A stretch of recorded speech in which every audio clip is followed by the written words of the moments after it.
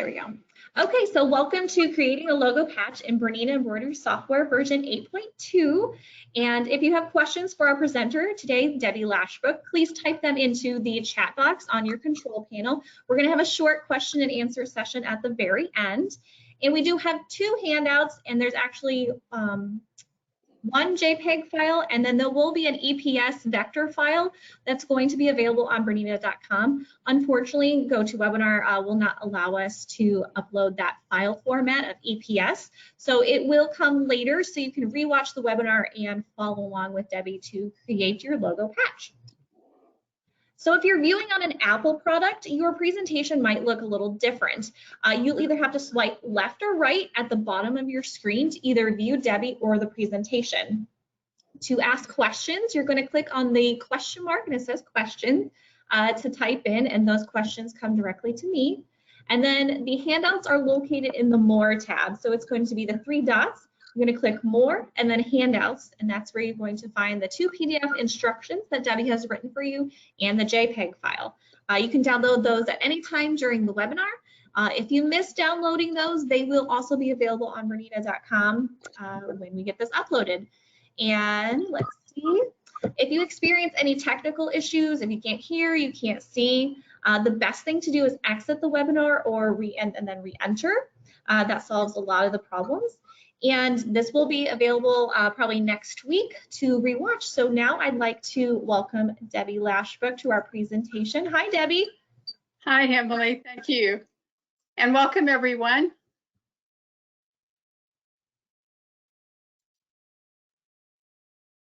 And I think you see my screen now. You're good to go, Debbi. Okay. Well, I've had a lot of requests for creating a logo patch. A logo is kind of the most visual representation of a company, and a lot of us originally bought software because we've been asked by someone to create a logo. And I thought it would be good to outline some of the steps involved in creating a logo. And it's important that you understand what all goes into creating a logo, because it's not just simply a matter of clicking on a picture and you have a logo. The patch that I created last year from the BERNINA Stronger Together is a lot more simple than you might come across, and I was fortunate enough to have the EPS file, so I started with a vector file to work with. So I'll go through some of the steps involved. You do have a JPEG that is posted. The handout covers working with the JPEG, but I'm going to focus on creating with the vector file.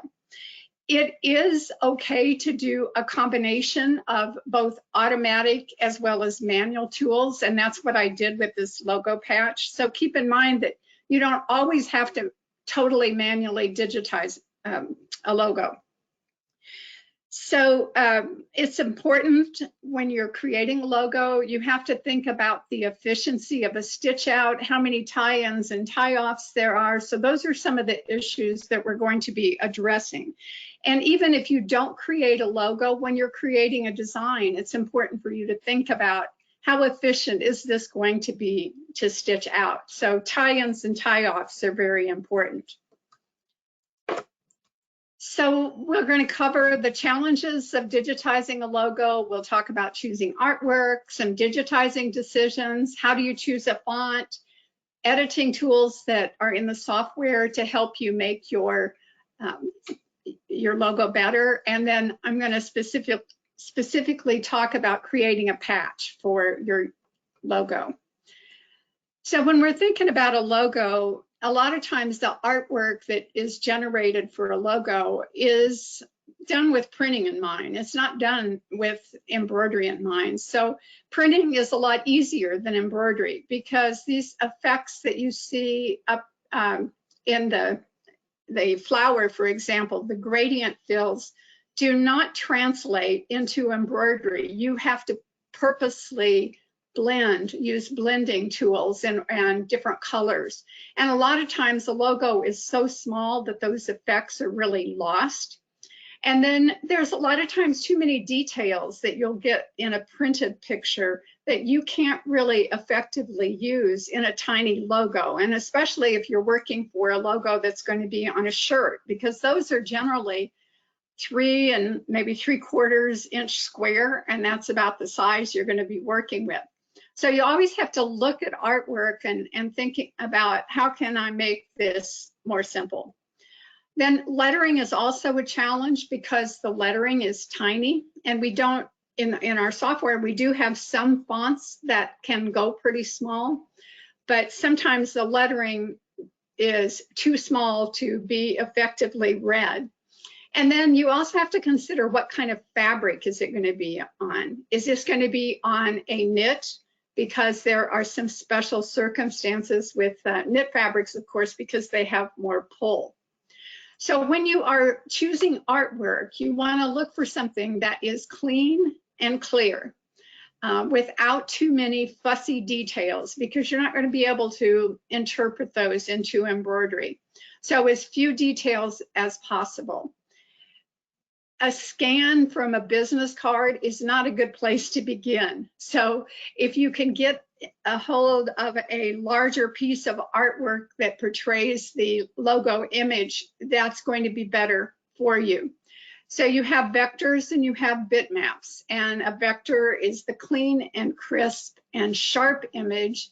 A bitmap is pixelated, and the resolution of a bitmap is really important because if it has a higher resolution, you're going to get a clearer image. If you start with a really, really tiny bitmap and you blow it up, it's going to become even more pixelated.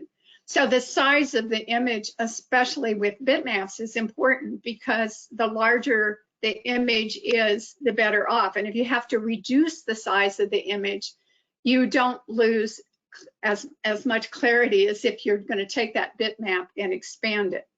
Remember, with vectors, they don't lose any clarity with the size, with resizing that image. So keep that in mind. It's also important to think about copyright. Oops, sorry about that. Because with copyright, remember, if you want to make sure that the image is free and clear to use. So always check out copyright. So with artwork, these are some of the things. When I mentioned clean images, if you've got a gradient fill, such as this one, that is hard to interpret into embroidery, and drop shadows like you see in this beverage, that doesn't interpret well in embroidery. And details here, this detail in a particularly small image is not going to work well. Keep in mind that you can always use run stitches instead of satin. That will help portray details, especially from a distance.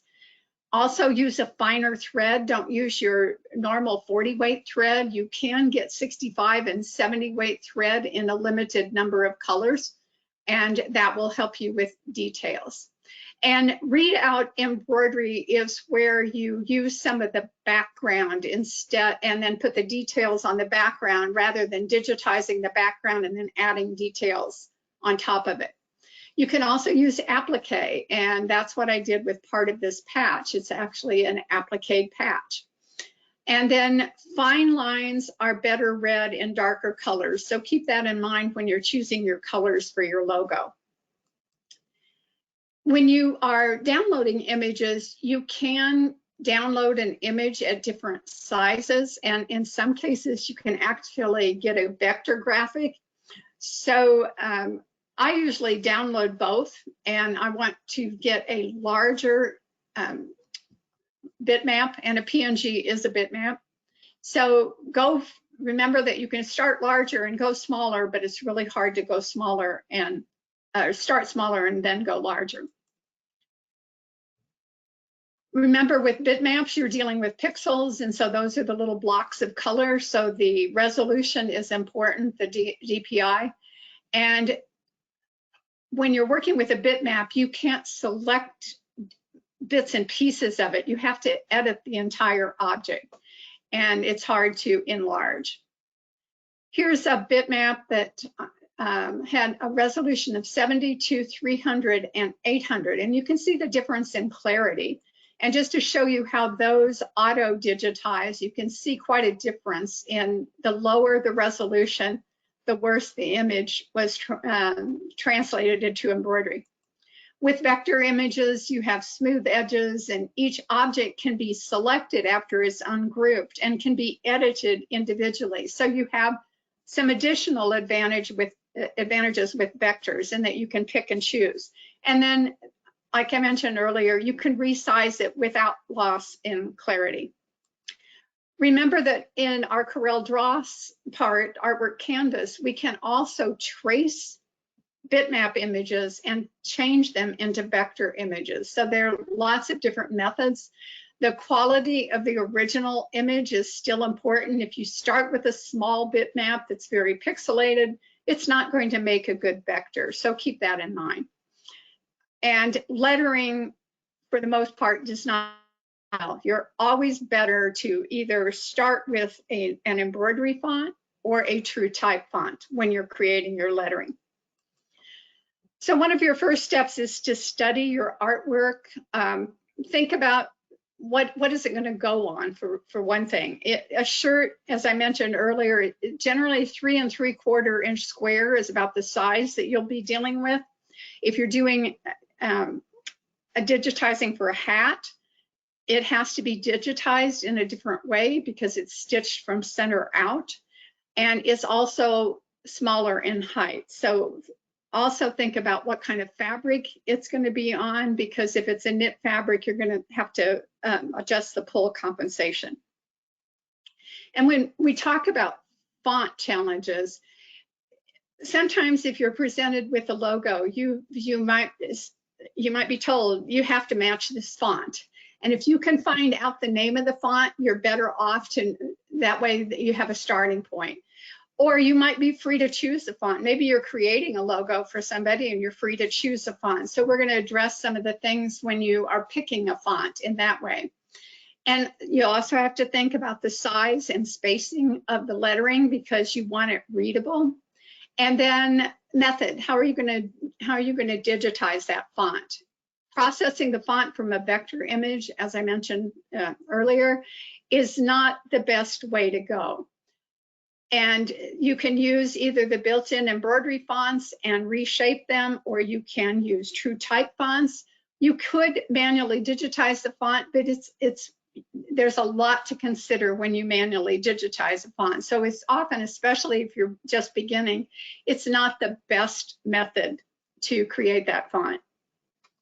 So if you've been asked to match a font, so how do you work with a specified font? Well, first is identifying the font. And if the person who gave you the logo doesn't know what font, there are ways to search.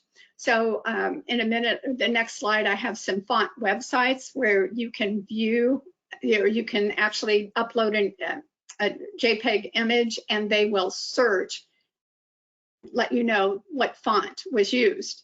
Now, a lot of times these are purchased fonts and they can be free, but most of them are $15, $30, $40, $50. So be prepared that that's what you might face. And if you can't find the exact font, remember you can find a font that is close and edit it through Reshape. So these are the font websites, what font is, what the font, Font Squirrel, Maturator, and Font Face Ninja are all different websites where you can upload an image.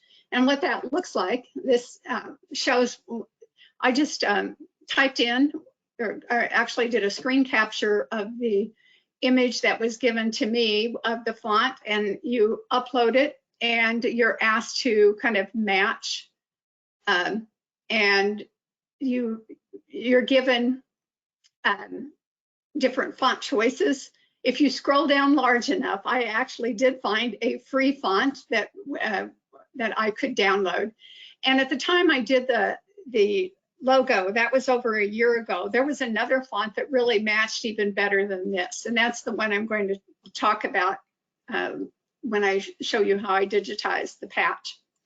Remember, and when you're choosing a font, if you're free to choose it and you don't have to match a particular font, I want to talk to you about what style to choose, and you've got to know, will it work for small sizes? How easy is it to read at small sizes? Do you need to adjust the density and also the underlay?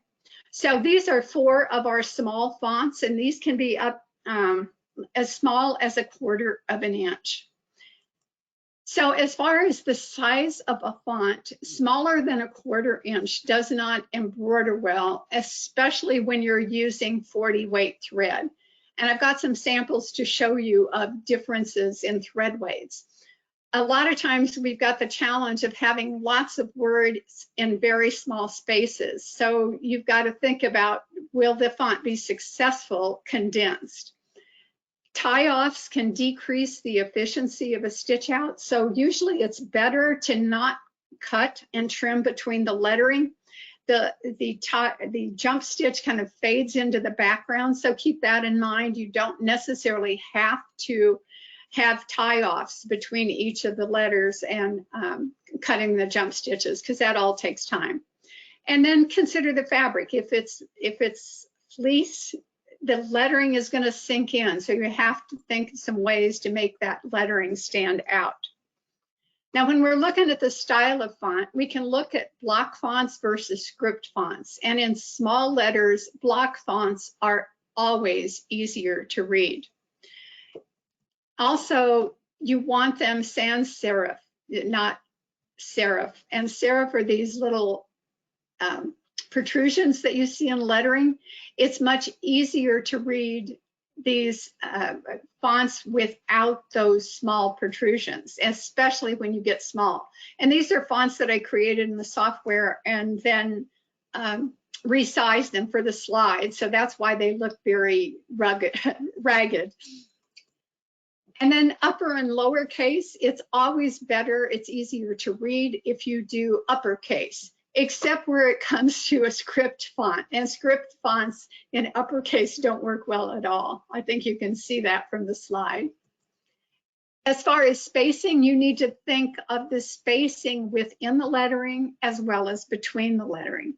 And so you remember, you always have kerning in the software. So that is accessed through reshape, and then you can move individual spacing of letters. And I'll show you that when I do the demo with the logo. So generally, when you're thinking about the loops of the letter, you want at least 0.9 millimeters for clarity between letters that have loops. And that would be like the D or the O here in this. And then as far as the distance between lettering, 0.5 and between 0.5 and 1 millimeter. And again, if you can bring your lettering close enough together that you can not cut in between letters, it's going to make for a much more efficient logo. It's also important to think about doing some alterations of the lettering in terms of the density as well as the underlay. So center run underlay is going to be much more clear than a double zigzag or a zigzag underlay under lettering. A density of 0.55 to 0.65, remember normal density is 0.45, so the higher the number, the more the rows are spaced, there's more room between it. And if you decrease the density, you're going to get cleaner, clearer lettering. It's not going to look so ragged along the edges. And if you make lettering wider and it pulls in, a lot of times it's going to look better when it's stitched. One of the things with density, the red circles in this diagram represent needle penetrations. So when you want, see how close together these needle penetrations are. And if you open up the density, a lot of times for small lettering, it's going to look much better because the needle penetrations are far enough apart. So you're not creating holes on top of holes with the needle penetrations.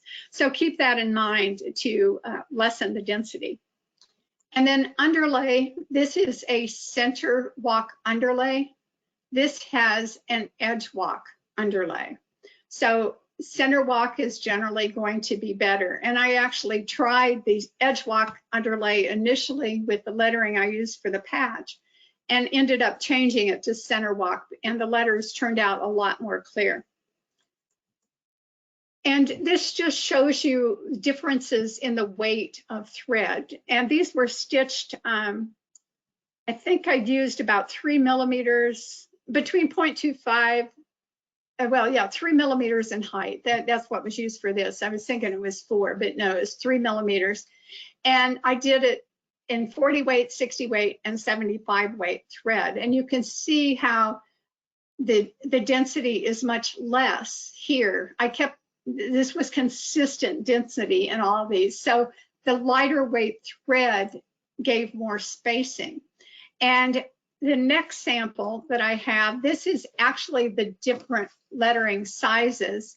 And here is the 40 weight that I stitched at 3 millimeters. And look how much smaller I was able to go with the 60 weight and 40 or 75 weight. So if you do really have to do super tiny lettering, you may want to get some 60 or 75 weight thread, and that way you can go even smaller than the 3 millimeters. Now, some of the digitizing decisions that you're going to have to make, you're going to have to think about what kind of method are you using, try to develop a plan, think about the final size as well as what fabric. And as far as methods to convert, you can use auto digitizing if you've got a bitmap. This is what I used to do the JPEG. Now, that's not what I used for the final. I did use the vector image, which is the EPS image, and converted it to embroidery. But I also did some manual digitizing. Manual digitizing is going to definitely give you more control.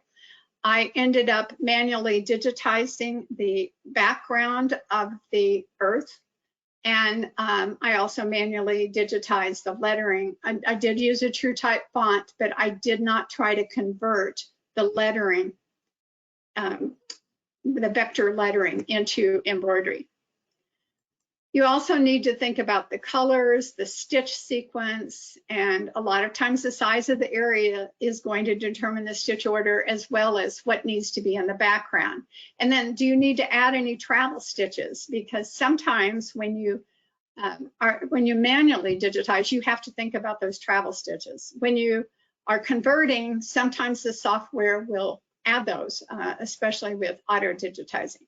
And then think about the stitches that you want to use and the stitch properties in terms of density and stitch length. So these are the stitch details that you have to think about. The software automatically adds some pull compensation. You may want to adjust that if you're going to work on a knit and you'll want to increase the pull compensation because there's more pulling in with a knit fabric.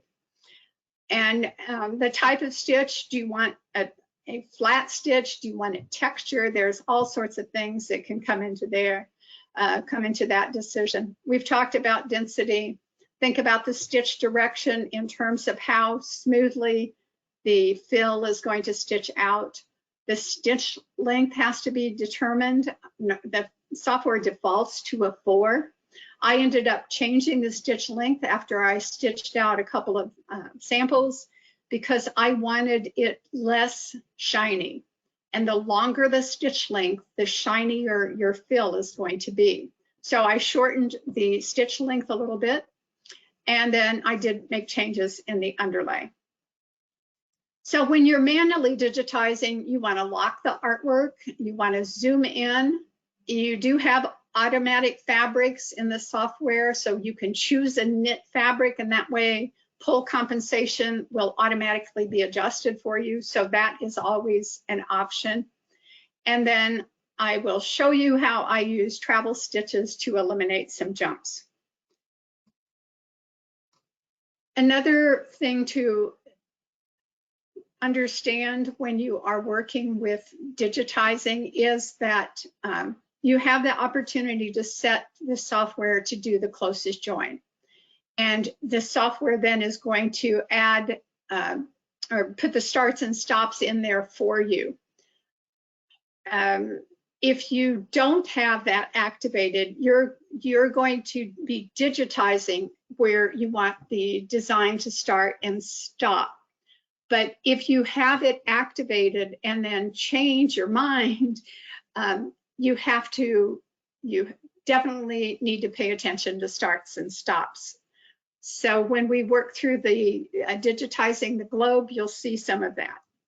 And then on your slide, you have a list of editing tools. I didn't use all of these, but we have a lot of editing tools that you can use. And I also want to remind you, always do a test sew out. I did a lot of test sew outs for this logo before I was pleased with the results. You always want to check it on the same fabric that you're going to be using, and keep in mind that it may not look the best on screen. The important thing is how it stitches out. Some tips for stitching small lettering. Needle size is important for those small letters. You may need to change the needle size. And if you change the thread size, you can use a smaller needle.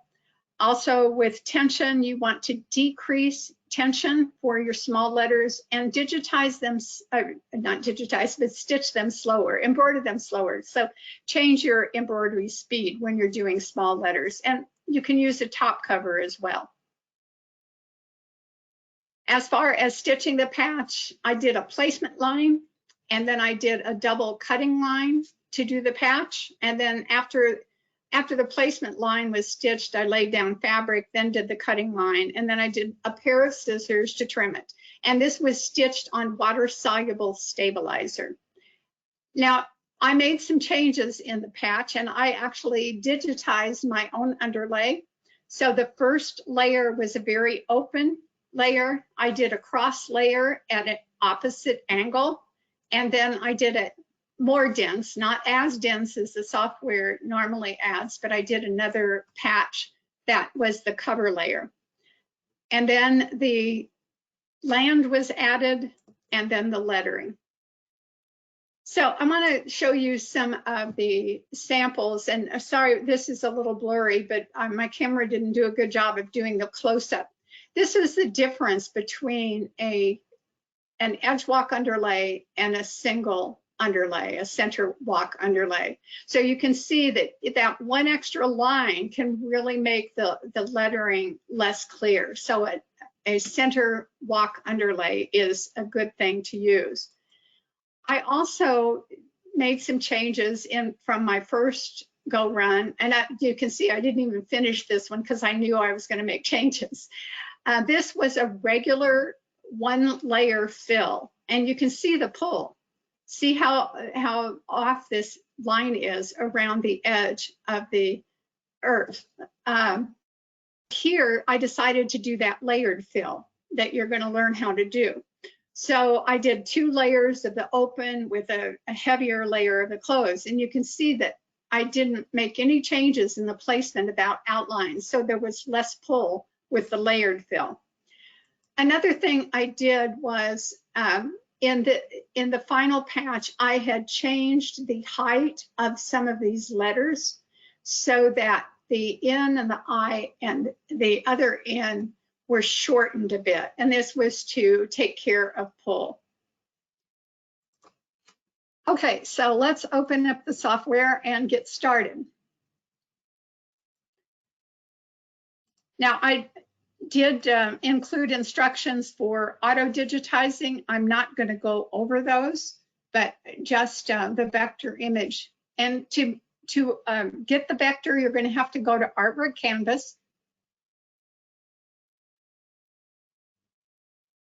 And then once you're in Artwork Canvas, click on Insert, excuse me, Insert Artwork, and navigate to wherever you save that.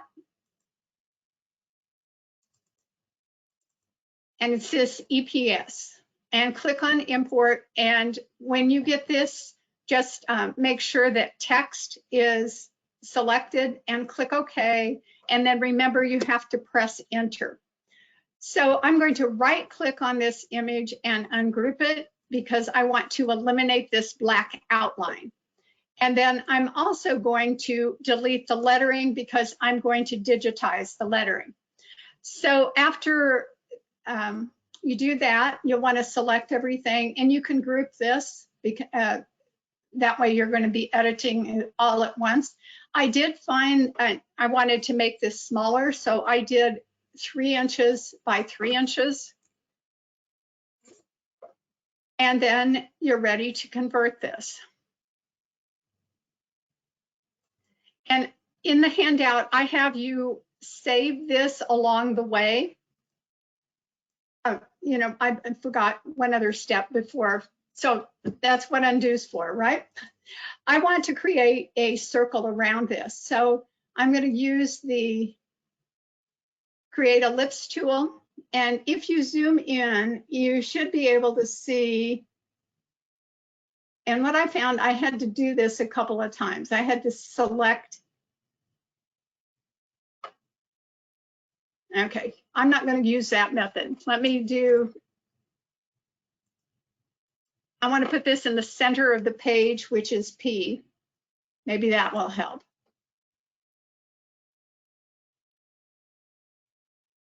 Okay, there's this, I don't know if you can see that, but there's a very faint center there that comes up.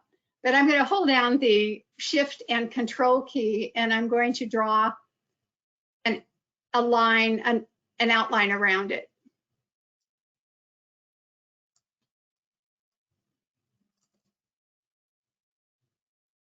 And you can see that that didn't work, but I can press P and get it in the center. So you can always use the P to get that back in the center.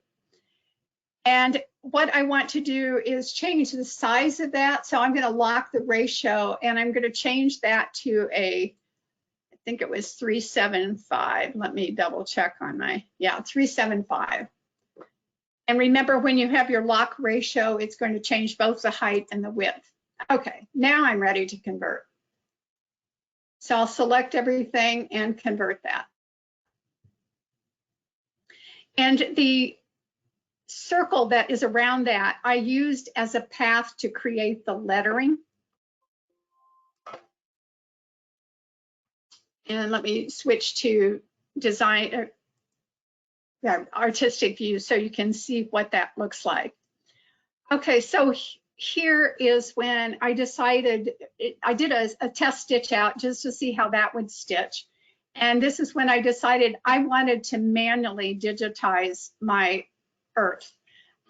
You can see that remove overlaps was activated. I decided I didn't want that. So I'm going to actually select the globe, and I'm going to right click and lock it. And I'm going to add the hue because I'm going to digitize around the edge of the earth. And I'm going to use this as a backdrop. So with the closed object tool, I initially did a step fill at 0 degrees. So, and I just,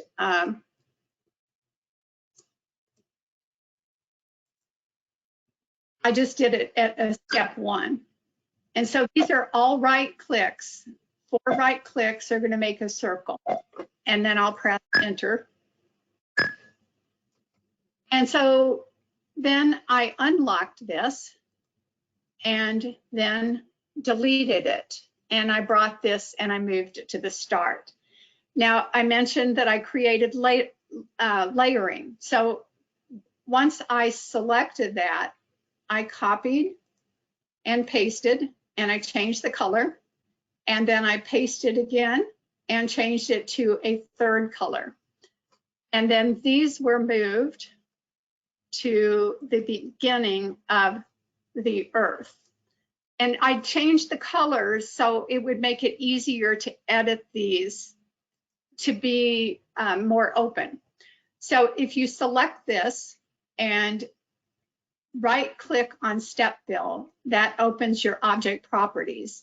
And I ended up doing a 3 millimeter spacing it was just a more open spacing, and I changed the stitch length to 3.5 again because I wanted it less shiny after my first stitch out. I applied that, and I did change the stitch angle to a slight angle, and this was to counteract pull, because when the stitch angle is going right along the grain line, you're going to find that you're going to have some more pull. So 10 degrees is just ever so slightly off. So I'm going to apply that. I also deleted the underlay. So I'm going to just click on the underlay icon at the bottom, and that takes away the underlay. For this next one, I changed it to 100, and I'm going to have to look at the amount. I can't remember what I did for that. 100 degrees.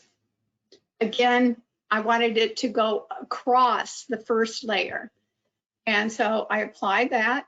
And then I also used a stitch spacing of 3 and a stitch length of 3.5 and applied that. Then for this outer layer,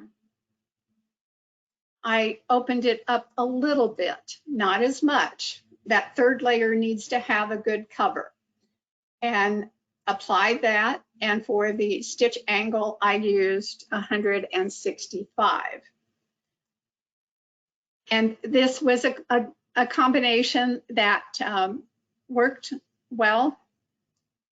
You just have to experiment and do stitch outs. I was really surprised about the number of stitch outs it took until I found something that I liked. Now, another change I made was with the earth, or the land here. There's some little tiny stitches that you can see here. And what I did was select those and deleted all those little bits and pieces.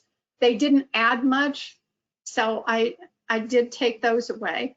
Then I also changed the land. I wanted some texture. And remember, we have fills that have texture. So I changed these all to step fill, and I changed them to 17. And when I apply those, you can see it has some texture there. I also changed the stitch order of the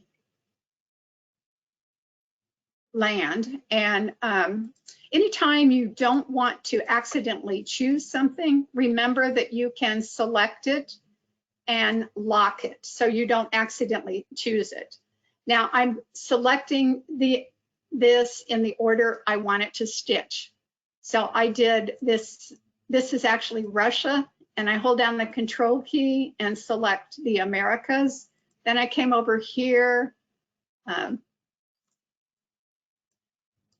and this, and then I went down into the Caribbean. And so I'm telling the software how I want it to stitch, in what order. So after selecting it, you can do sequence by selects, and the software will stitch it out in that order. So to add the lettering, I used this as a guideline, and I'm going to go into the Digitize toolbox and right-click on lettering, and it was hashtag BERNINA Stronger Together. And the lettering that I used was M+1P bold. I found that was the best one to use. I did it at 0.25, and I wanted to bring the lettering closer together. So I changed the width. Initially, I changed it to 95. Eventually, after doing some stitch outs, I did 85. And then it's arced below the circle. And when you click OK to do that circle lettering, you click in the center, and you drag it to the right. And I went about a 1/4 inch into my guide and click again, and then press enter. And then you can always, with the letter selected, you can fine tune this. You can bring it up.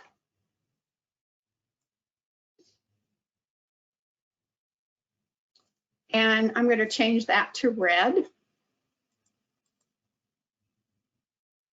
And I copied and I pasted this circle. And if you hold down the Shift key, what I wanted to do was actually kind of have a guideline.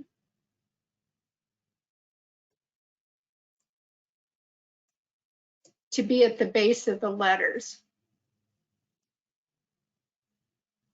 And then one other thing I want to show you is how I change the N and the I and the N, because when I stitched them out, they were just a tiny bit taller than some of the letters, and this is because of pull. So whenever you have something like that to deal with, you go into reshape. And remember, you can select an individual letter by clicking on it. And I can make it smaller or shorter by clicking on this symbol right at the top. And I just click and drag to make it shorter. To move it, then I hold down the Shift key and I kind of move it so that it's in between those two guidelines. So I've got a little space there and a little space there. And that way when it stitches out, because this is going to push out at each end of that column stitch. And so by making it shorter, when it pushes out, it's going to look like the letter that's next to it. So I did that with that same technique with the N and the I and the N. And that's all in the handout. I'm just trying to show you the different ways that I did that. So, and technically it could have been done with the T, the small t, and the H. So if you want to do that, you can do that. Let me do one more letter just to show you. So I select it first, and the first thing I do is make it shorter. So I'm just dragging it so that it becomes shorter. And then to move it, it's important that you hold down the Shift key, and then the Shift key will let you move it along vertically along the baseline. And so you make it just a tiny bit shorter, and that way it stitches out better. So that's just one of those refinements that you can do. Now, in terms of making the patch, I did select this and I took it back to 3.75 after I used that as a guideline. And the placement line, of course, is going to have to go first. So I moved that to the beginning. These, now that I've changed the density of these, they need to be the same color as the background. So, oh, they're locked. Remember, when you lock something, the software won't let you edit it. So be sure and unlock it first. And then I can choose these and combine them. I didn't unlock this one. Remember, the show objects toggles between objects and colors, so you can use that as you need to. With this, I copied and pasted, and I changed the size slightly. This is how I did that double cutting line. I'm holding down the Shift key and I'm making it slightly smaller. And it does need to be a different color than the placement line. So it doesn't matter what color you use, just make sure that you do change the color of both of those. And then I'm going to bring this up to stitch with that. And then the cutting line is going to be after the placement line. So I've got the placement line, the double cutting line, then the background, then the land, and then the lettering. For the satin stitch edge, I'm going to select the outside line, and I'm going to copy and paste and change it into a satin outline. I experimented with the width of this, and I came up with, I wanted it at 3.25. Oops, not inches. 3.25 millimeters. Thank goodness for undo, right? So be sure and type in MM there, and I'm going to apply that. And I want to make this a little bit bigger, so I'm going to hold down the Shift key. Remember, holding down the Shift key will let you resize from center out.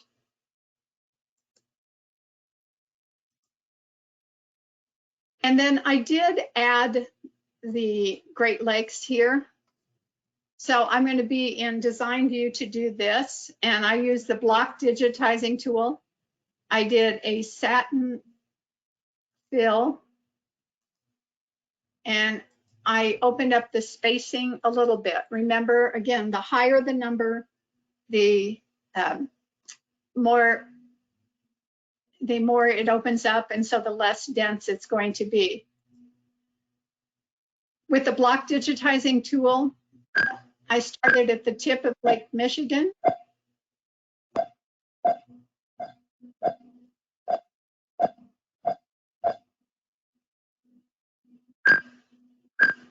I ended there, and this is what, when I talk about, thinking about traveling stitches, if I take an open object tool and digitize an outline from where this left off, I want to use the open object tool for this. I can eliminate a tie off and a cut there, a trim. So I'm just going to digitize down to the tip and press enter. I'll go to the block tool and back to my satin. It still remembers the density, so I don't have to change that. And I'm going to quickly digitize the rest of this because I do want to allow some time for questions.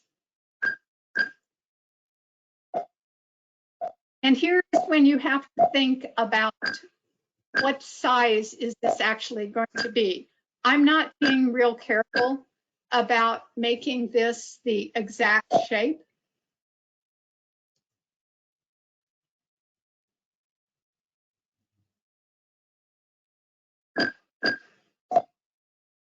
I crossed over there, so I'm starting over here. But I'm not being real careful about making this the exact shape because it's only the hint of the Great Lakes. I'm not going along that along the lines. I'm just giving a hint of this shape because when you look at the actual size of this, it doesn't matter.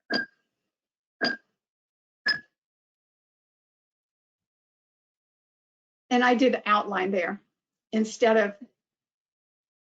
okay, let's try this one more time here. Sorry about that. I needed fill.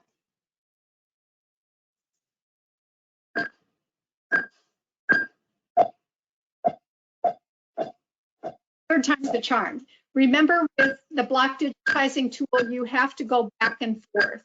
I'm going across from one side to the other. When I want to change directions, I'm doing left clicks, but for the most part, this is going to be right clicks. Those will be left there to change the direction. And again, keep in mind in the size of this, notice how zoomed in I am, 1,780 up in the view toolbar. So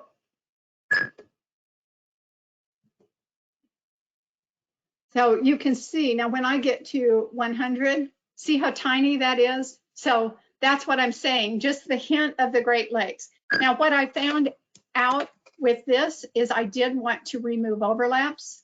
So I went in and I removed the overlaps underneath the Great Lakes. I did not remove, and I just removed all of it because I had more than Great Lakes selected. So there we go. I found that I liked the earth on top, or the land on top of the water. I thought it gave it more definition, and that's why I chose not to remove overlaps. And it actually worked better. You can see how it gives you the image that it's protruding from the water. I wanted the water more in the background and the land, more emphasis on the land. Now, I didn't go over everything in the handout because of time, but you do have step-by-steps in the handout. I wanted to just kind of go over some of the decisions that you make, that you have to consider when you're digitizing a logo, the decisions about the lettering, the type of, whether to use remove overlaps, whether you have to resequence, where you can add your travel stitches. So there's a lot that goes into it. And anyway, Emily, I'm ready for questions. Hey. The first question is, hi everybody. The first question comes from Terry. Is there a way to start with an SVG file? The last time I tried to import one, it was not a supported file. You should be able to. Let's just switch over, and if you go File, Import, SVG should be listed there. Yes. Now there are different ages of SVG, so some of the newer files you may have a problem with. I know that we experienced that with DesignWorks, so you may have to save it in an older format. And if you can send me the specifics on what you were trying to do, but I'm assuming that you're working with version 8.2. I know that we did have some problems with some of the newer SVG files initially, but if you can send me more details, but you should be able to import an SVG file. Okay. The next question is there a special patch material you use to stitch on? If you, let's say, going to maybe iron it on like a denim jacket or a bag? Okay. I would pick a nice cotton twill to do the patch on. And then remember, OESD has this product that you can, do you remember what it's called, Emily? It's got Badge Master? No, it's not Badge Master. It's something you can use it's sticky, and you use it for that exact thing. You can iron it on. You put it on the back of the patch, and then you iron on the patch to the jacket. Okay, I'll have to look that up here shortly. Okay, yeah. The next question says, Dawn, there are 2 handouts in your toolbar and 1 JPEG file. So everybody make sure you download your handouts right now during your question session. If you miss it or you can't find it, not to worry. It's going to be on BERNINA.com next week when the video is posted. Okay. And remember, that's where you'll find the EPS file too. Yes, and that's where you find the EPS file. Why did you do 3 layers on the earth and not just 2?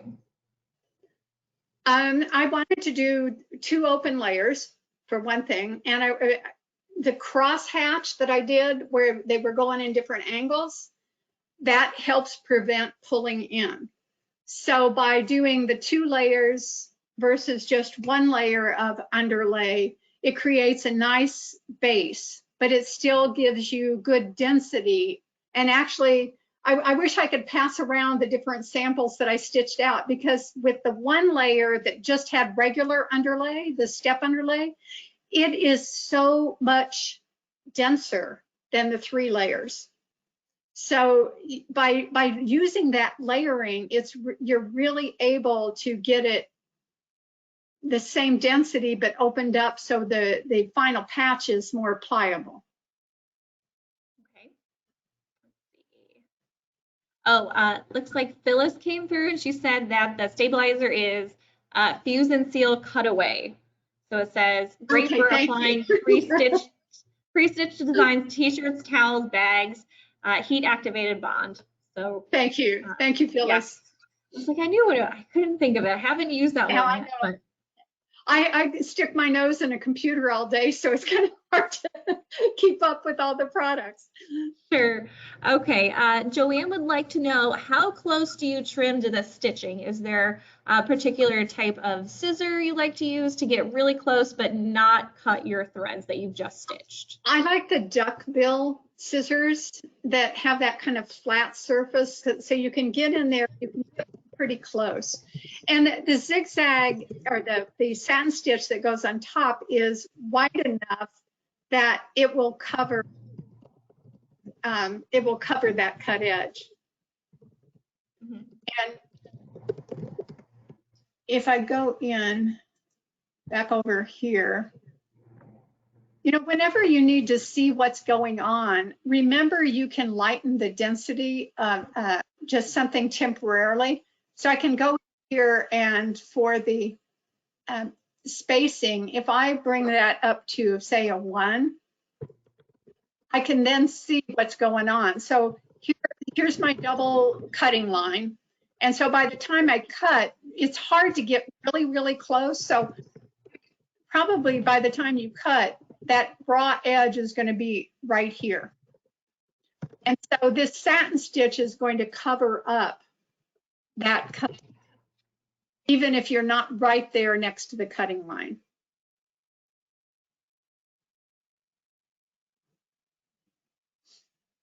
Okay, let's see. Can you remind us again what stabilizers you used for this patch? Okay, I used agua mesh, and I used 2 layers. 2 layers of aqua mesh, okay. Perfect. Because with a patch, you'll probably want the stabilizer to totally wash away, and that way it doesn't show around the satin stitch edge. Aqua mesh is one of my favorites, so. Yes. Okay, if anybody has any last minute questions on the topic, we have just 1 more minute or so. If not, we're going to log off. So just remember to download those handouts. There's 2 PDFs and 1 JPEG file. The EPS file will come next week on bernina.com. The platform will not let us upload an EPS file just because it's a special one. So it'll be available next week, and you will all get an email reminder when it's ready to view, and you can practice with Debbie's excellent instructions. So Emily, can I say one more thing before we leave? I am sorry that I couldn't go slower, step by step, like is in the handout, but I just wanted to highlight a few things. And for those of you who are beginning, there's a point in the handout that I said, you know, you could stop now and stitch this out and it would be fine. But if you want to make the design better, and I didn't go over those details in terms of adding travel stitches and changing starts and stops, because that's more advanced. But for those of you who are ready for that, I think you'll be able to follow the outline okay, the handout okay. But if you have any questions about that, feel free to email me. And but like I said, there's a point in the handout I said, you're ready to go now. But if you want to make it better, here's how you do it, okay? Awesome. I think everybody is ready to learn on how to make patches. They can be logos, they can be just for fun, they can be for your grandkids, your friends. You can do one for our family reunion to commemorate. So thank you everybody for another wonderful software webinar with Debbie, and have a wonderful weekend. Thanks. Bye. Thank you. Bye, Emily. Thank you. Bye.